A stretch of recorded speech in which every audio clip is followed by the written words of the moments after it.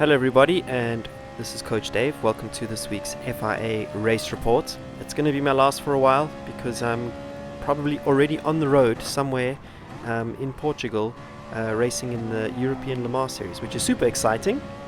But I did this race on Saturday and I recorded it and wanted to share it with you. So this is my qualifying lap, which I was hoping was going to move me further up the grid. I was in quite a high, lobby, if you will. And I was improving by a few hundredths of a second, but because we were at the Brands Hatch Indy circuit, those improvements mean quite a big deal. So here I'm 600ths up, which at a normal track is like being 6/10ths up, but I make a mistake exiting the final turn, go into the gravel, and completely bottle it. Prime David Perel qualifying mistake in simulators. I don't know why I keep doing this. In real life I'm much better, I swear to you. So in the end we qualify 11th, 2.5 tenths off the pace. If I managed to put that lap together, I would have been around P6 or P7, where Tijni was. But anyway, we cut to the race, and for a change we're going to go into the dashboard view, because all of you cry about the view that I use. And I'd figured that this time for a change we're actually going to go into here. Actually, just joking. We're going to go back to bumper cam. All you dash cam prima donnas are going to have to suffer through this one. Okay, so here we start off. Before I did this race, actually, I did do a little bit of practice, and Rubinho was in that lobby. And I didn't read the rules. I didn't realize that you could do this race with 2 sets of soft tires. So a pit stop was necessary because the soft tires didn't last. But I thought that you had to do softs and mediums. So then I did the first time slot of this FIA race and was in a fairly decent position. I qualified 9th and was around 9th, again in a high lobby. But then when I went for the pit stop, I changed to medium tires and drove to the end of the race and couldn't understand why everyone else didn't box again from their softs to go to mediums. And then at the end in the comments, they all informed me, David, you should have read the rules, because you can do soft and soft. So I said, screw it, I really want to give this race another go, primarily because the racing around Brands Hatch Indy and GT Sport is actually a lot of fun. It's quite close. Everyone is really close together, and you can do sort of, there's no real big dive bombs. It's more about sneaking up the inside, a little bit of door rubbing without being too aggressive, and the penalties around here are not aggressive either. So you can have a lot of fun with the least amount of frustration, because as we all know, in the FIA races with the penalties, it can be quite frustrating. Now in the race, I was getting the last corner I was doing it quite well, which was the opposite of qualifying, and closing up quite a lot there on entry, but losing a little bit on exit. But I think the net gain was worth it. So I would get to the final corner, let's just say hypothetically 4 tenths away. I'd gain 2 tenths on entry and then lose 1 tenth on exit. So the net gain was 1 tenth. Overall, this track is fun to drive. It's actually very technical. You've got a lot of corners where you have to brake and turn into the corner, which means that you need really good sense of aim and timing. And I have driven the full version of this track in real life. For those of you who want to see it, you can see for some real interesting fun. Race 2 of the Blancpain Sprint Series around here. Or excuse me, it's called the GT World Challenge. I created a bit of chaos. Okay, so we get a slight nudge to Rubinho. I was fishing around the inside and I gave him a light tap. So touring car style, I took advantage of it and got on my way. And then got up into the slipstream of DMR Johnny, but not after doing a little bit of defensive driving against Rubinho. To be fair, both times we had quite a lot of we seemed to find each other in all 3 races, the practice race, the first FIA race, and then this race. And all 3 times Rubinho drove really well, really clean, and maximum respect to him, because it was actually a lot of fun racing against him. Here again I close up.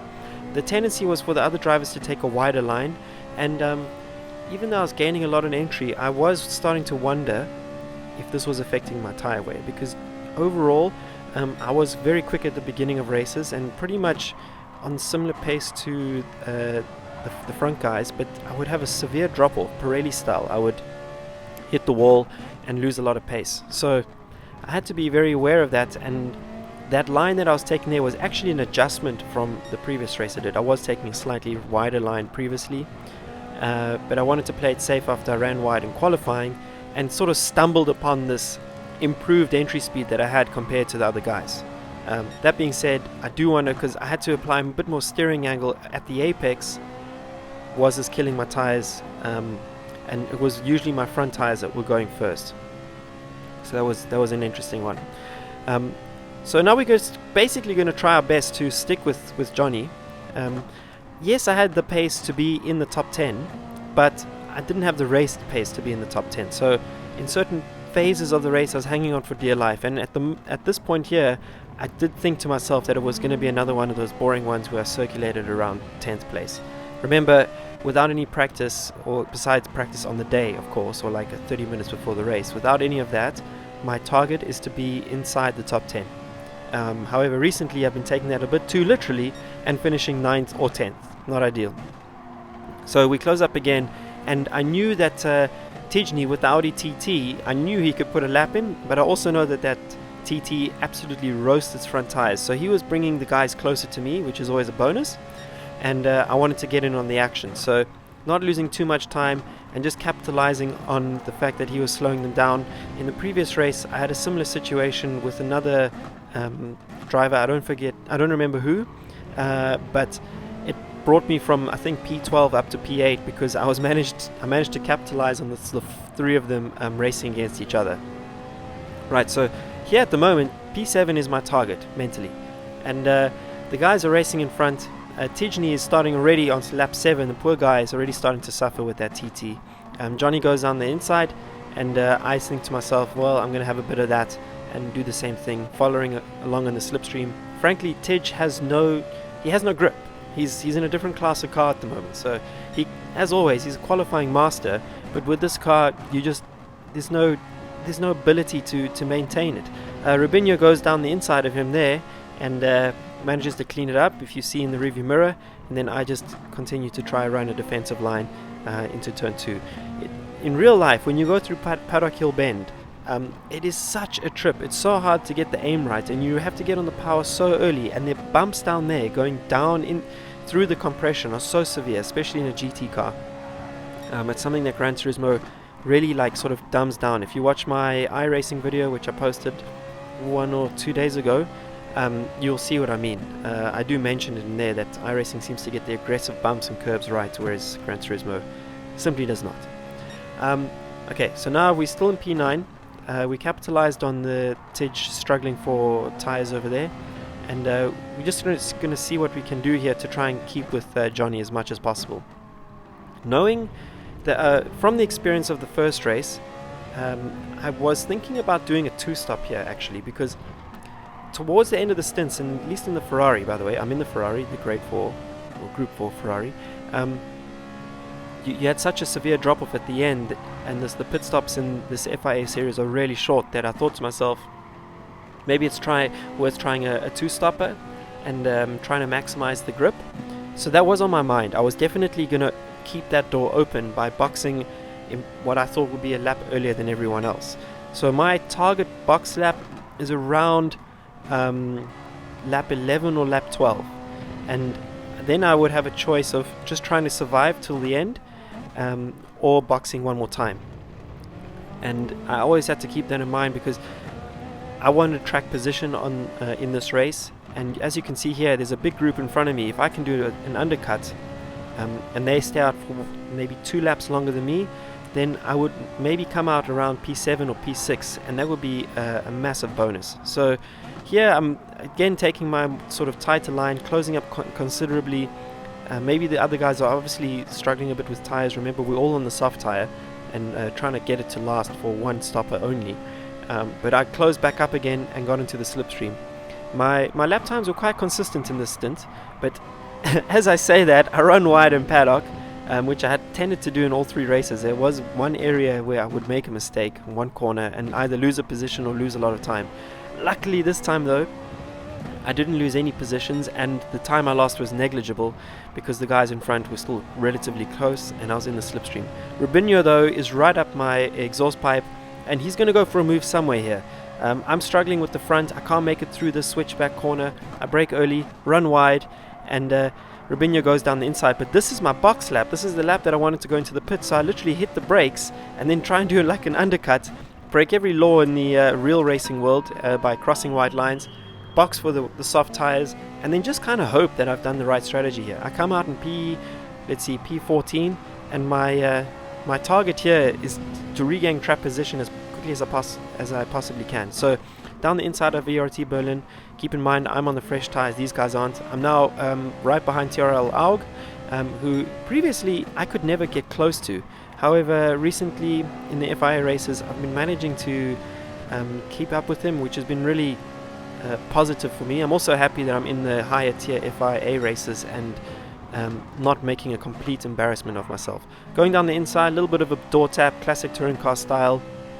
I mean, in real life, he wouldn't go that wide. So apologies, bro. I didn't mean to push you that wide. But I was kind of in a rush, and I have taken a much more aggressive approach these days to my style of racing. No more, I'm not that apologetic anymore, really. So there's a little bit of dirtiness in there, but I don't mind, because this is how I'm having fun. So speed up, and we catch up to Tidge again. I think he already did a pit stop, or he was really just trying to survive on the tires. Brave man if he was.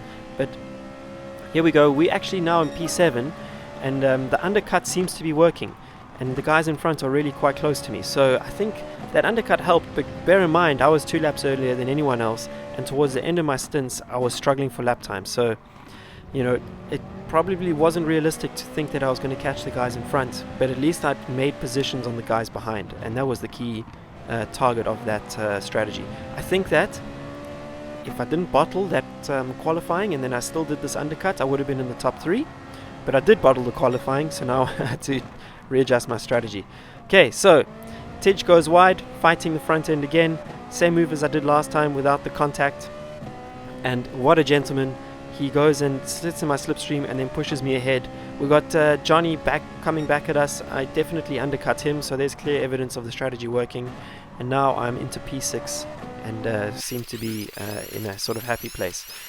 Jumping ahead again, because not much happens here. I'm losing time to the guys in front as I predicted, but Johnny is getting quicker and quicker in the Jag behind me. So my attention was no longer on the guys in front, just hoping for some kind of error or boxing match to unfold, but it wasn't unfolding. So attention now to my rearview mirror, and just trying to maintain. I mean, my lap times at one period were 46.5, 46.7, 46.6, 46.9, so a big drop off there.